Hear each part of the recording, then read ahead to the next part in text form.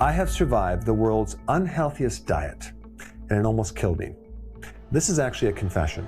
I consumed, and I'm not kidding, 12 donuts without even the thought that it was going to affect my blood sugar. I didn't even know about blood sugar at the time. Now, of course, if I did that now, I would just be a basket case. But my entire childhood was filled with sugar, starch, seed oils, sweetened cereals every single morning. Every Halloween, I would consume the entire amount of candy that I had that night. At social events, oh my gosh, I would consume a case of soda. I would do chicken pot pies, like 4 of them. And in addition to that, I would have TV dinners.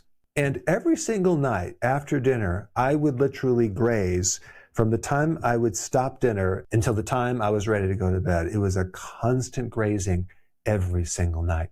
And then when I was 16, I worked at the movie theater, okay? I was the popcorn maker. And I would come home with garbage bags filled with popcorn. And so my dad and I would sit there and watch TV and just graze and down so much popcorn. It was crazy. I was in the military, went through basic training, ate more junk food, refined foods, a lot of stress, no sleep.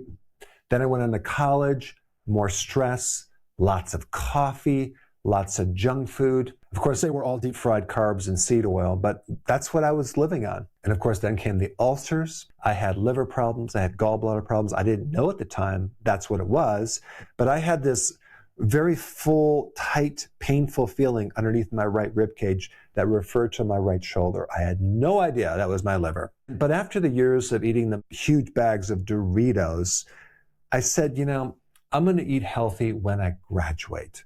That was my justification. I remember after I graduated, in practice, I would have a pint of Ben & Jerry's ice cream every single night before I went to bed. And I always wondered, why did I get restless leg syndrome? That was a severe B1 deficiency. I didn't know at the time.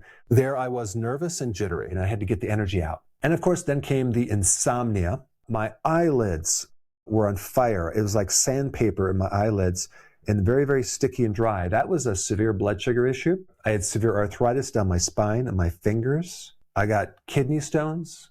And you would think with all those problems, I would change my ways. I would try, but I would fail. I finally weighed 211 pounds. The food that I was eating was not really satisfying me. That problem was something completely different. It was dopamine hunger. Dopamine is stimulated with a lot of refined carbs and sugar, keeping these dopamine spikes going on and on and on. Dopamine is not a pleasure neurotransmitter. It's a neurotransmitter that causes drive and anticipation for something. It's something that your body learns from to want more and more of it, but it's not the thing that gives you the pleasure. The problem is it's a trap, because as this drive for more junk food occurs, you get less pleasure from it, to the point where the feedback loop sends a signal back telling the body to make more and more and more dopamine. What happens over time, if you eat a lot of junk food, or you have too much dopamine, you start getting resistance. And that little receptor for dopamine gets sucked into the cell to the point where you have fewer receptors. So now we have dopamine dysregulation. We have a problem with dopamine. And this is what's behind addictions, okay? And I had a severe addiction to junk food and refined carbs. And this is why ultra-processed foods initially taste good and they satisfy you for a little bit, but probably an hour and a half later, you now are hungry, but you're not really hungry. You have this neurotransmitter that's kicked in there, causing you to want that same thing over and over and over again. It's really a trap. And if you have this dopamine problem and you go back to real food, it doesn't give you the same sensation because your receptors are all messed up and there's confusion in the brain. So you just want more junk food to get more of this. So that mechanism was literally training me to go off track and want the wrong foods. So now let's talk about how to solve this problem, because the first thing you need to do is identify the real enemy. The real enemy is this.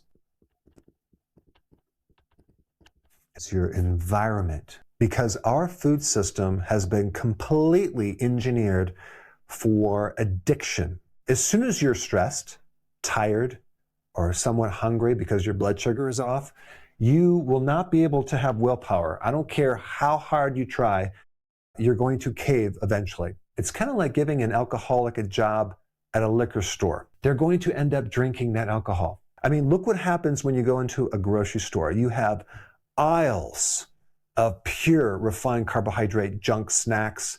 When you're hungry or tired, you will walk out with junk food, I guarantee. Recently, I went into people's houses doing videos on trying to teach them about what to eat.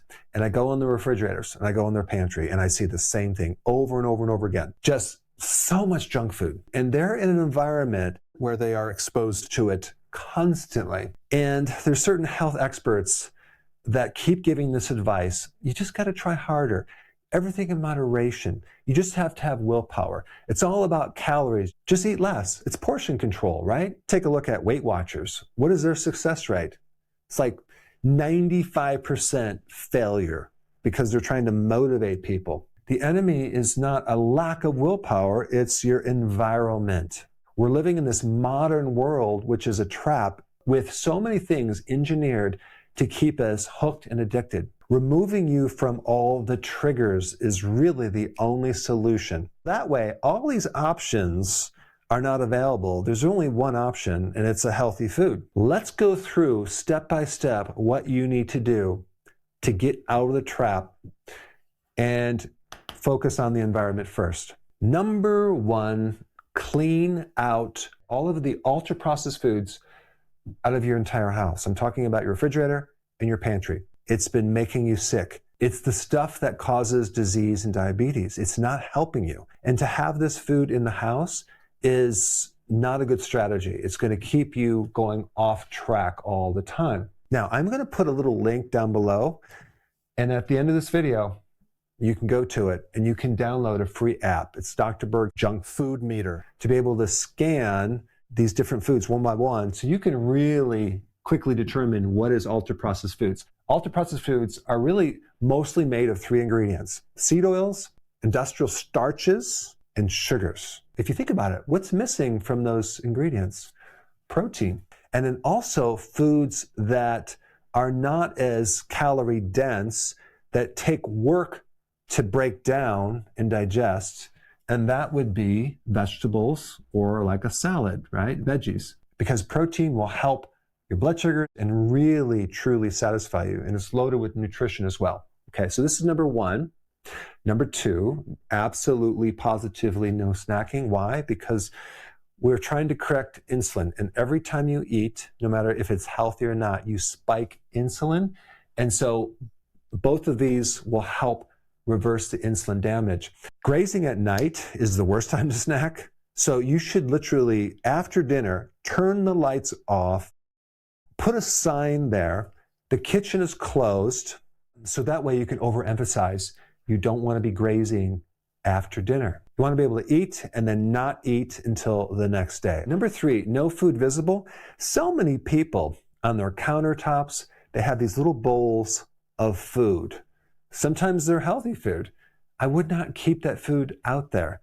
Keep all this food in the refrigerator or the pantry where you cannot see it, because just the visual cues are going to trigger dopamine. Number four, substitute foods. There are so many recipes for the things that people crave. I have a whole channel on this. I will put a link down below, so that way you can at least have substitute foods to gradually come off your addictions. Your junk foods. All right, number five, no blue light at night. The screens, the computers, the cell phones, that gives off blue light. And you should probably get a monitor that filters out a lot of this blue light, but the blue light severely interferes with your sleep cycles. If you're not sleeping, what's going to happen is your blood sugar is going to cause you to want to graze or eat the wrong things.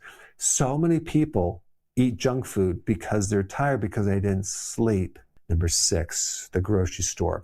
Make it a personal rule that you never go to the grocery store unless you're fed first, and you have a list of foods you're going to get.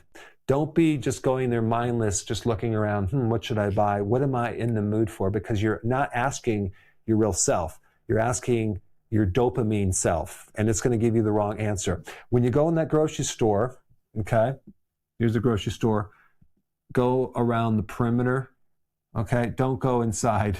That's where they have most of the junk food. Of course, they have the junk food when you check out too. But this facility is a trap. This is where people cave and they buy the wrong things, and then they bring it home, and then they have to keep saying no over and over and over again.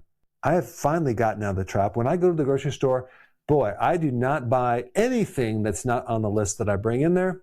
But as I'm going through the grocery store, I'm looking around and I'm seeing these people, what they're buying. And I'm like, I'm not saying anything, but I'm like, wow, boy, I can see you have a spike in dopamine. Number 7, preserve your sleep. Sleep greatly helps stabilize your blood sugar and reduces cravings, big time. Number 8, social events. This is a killer right here.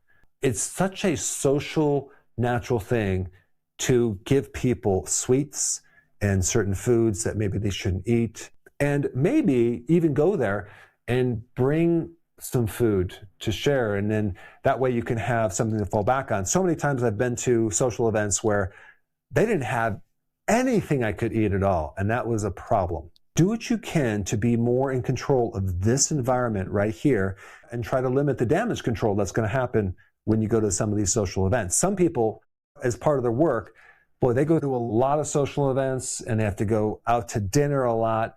But you can personally be a trendsetter and maybe have the social event at your house where you can then control the food. I have a free download that I want to give to you. This free download is my daily routine in a checklist. This is a routine that I use every day to feel like I'm 18 years old, even though I'm 6 years old, and I want to give it to you for free. And so there's a little link down below. Click it and definitely download that. So now that you understand that environment should be your priority to reorganize things, the next most important thing you should just master is all the elements to perfect your sleep. And for that information, you should watch this video right here.